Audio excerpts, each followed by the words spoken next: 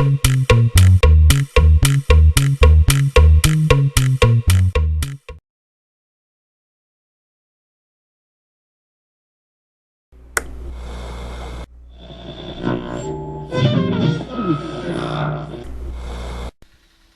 us some of the things that you found there.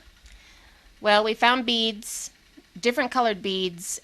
We had arrowheads, different sizes, different small ones, long ones. I don't know what we ever did with them. To us, they weren't like anything like we should collect or preserve. They were just something that we just would find. It was very exciting. I wish we would have kept some of those things because they were really beautiful. My sisters and I would try to string the beads, but a lot of them had broken. They were either broken in half after years and years of wear, I guess because of the wind and things like that. But it was very exciting to think that somebody had at one time, made those things, and it was important to them.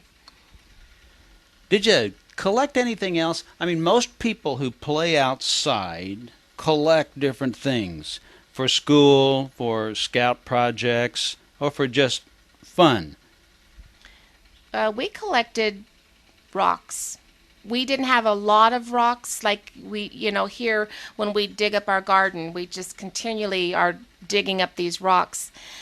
We had so much sand and packed things that rocks were like a treat to find. So, Well, are there things in the desert that last a long time because it's dry out there? Things that you come across that besides the beads, are there other things like animal remains or certain kinds of plants that just last forever?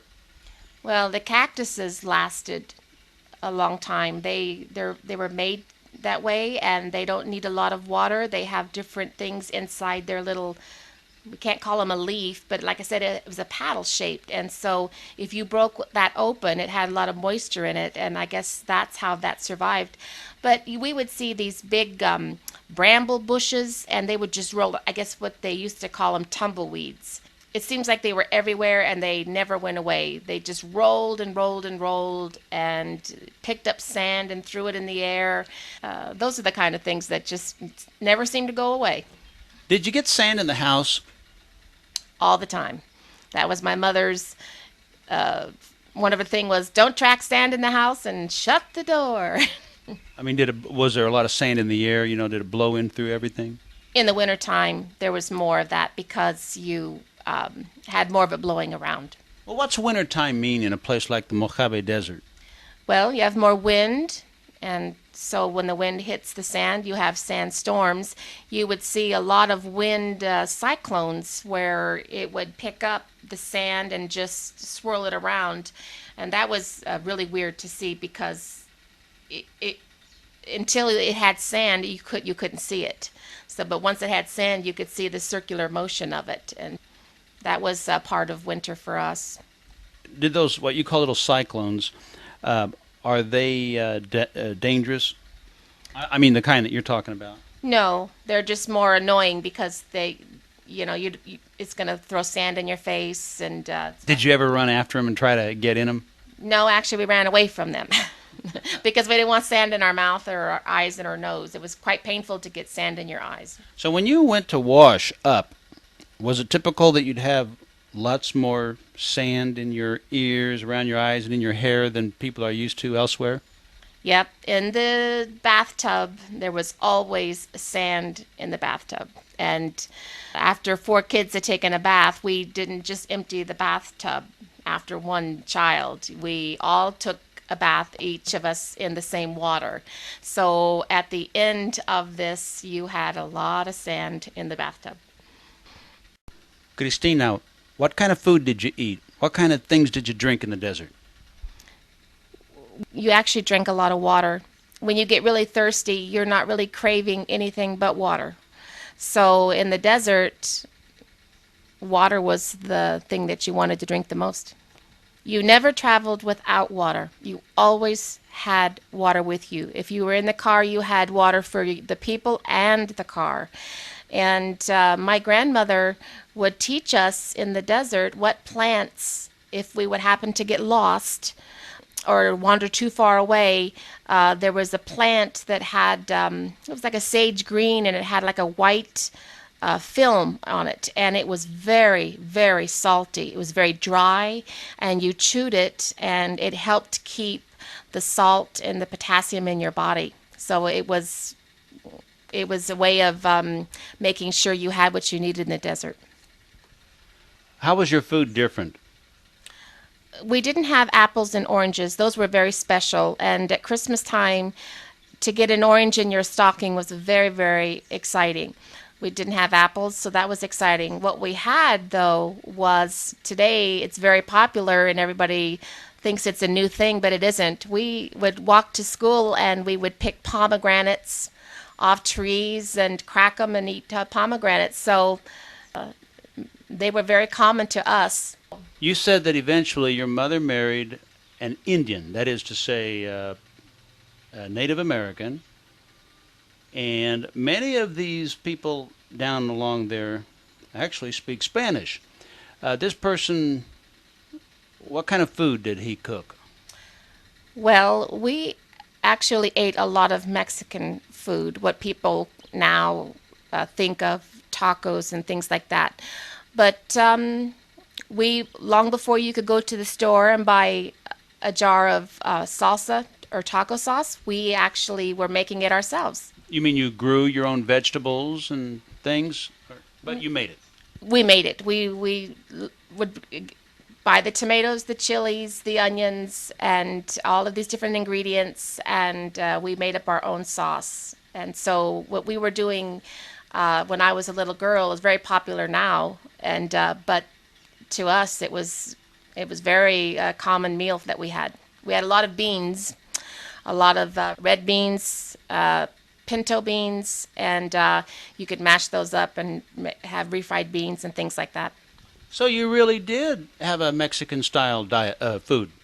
We did. We ate a lot of red bean soup and cornbread. Not a lot of vegetables. We had avocados. It was very expensive to have back then vegetables that were what we get at the store here. So. Well, you'd have to water them all the time, and out there, a desert garden would be hard to keep, right?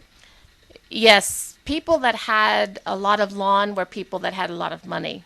They could invest in water systems for their lawn. But you did not, I don't know of anyone that had gardens. Christina, do you miss the desert? I do. It's very beautiful. I always say to people, either you love it or you hate it. How is it beautiful? The sunsets are very beautiful. And so because of the desert that just goes, it seems like it goes on forever, the sky is very, very big, and the colors at nighttime were very beautiful. Hey, one more thing. What about mirages? We would do a lot of driving in the desert because you had to drive a lot to get to where you wanted to be. And we had a camper, and us kids would get up inside the top of the camper where the bed was, and we would lay up there and just look out the window. And so we could see from very far away. We would see on the highway, well, it wasn't a highway, it was a road, you would see this shimmering silver, and you would see like a vapor, and it would just kind of like You're saying as your vehicle was going down the road, you kids got up in the top of the camper and looked out.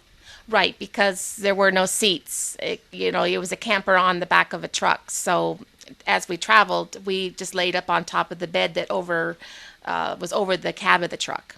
You could see pretty high up because you were high up, and you could see out onto the road. And so when the sun hits the road in the desert, it makes something look like there's water ahead, and it looks like there's a lot of it.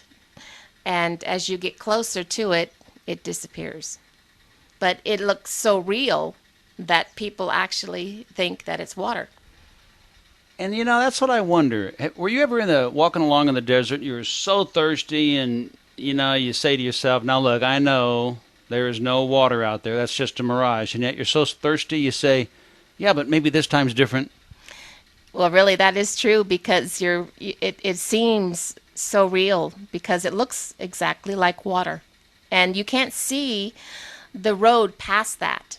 So it looks like you're coming up to like a big puddle in the road, maybe where the road's like looks like it's flooded, and that's what that is. But it's not. It's a mirage. It's not real, but it looks real. In the olden days, I remember as kids, people walking and walking and literally collapsing because they would keep walking on the road thinking that there was water ahead. And whenever they would get up to it, it wasn't water. They should have listened to your grandma and taken some water with them. Well, when you were a little kid in kindergarten, you are trained in school how to look for things that you can eat, what to do if you get bit, what to do if you see a snake.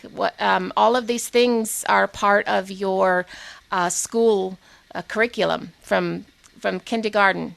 You know what to do, and because it's survival. Cristina, muchas gracias for talking with us. You're welcome.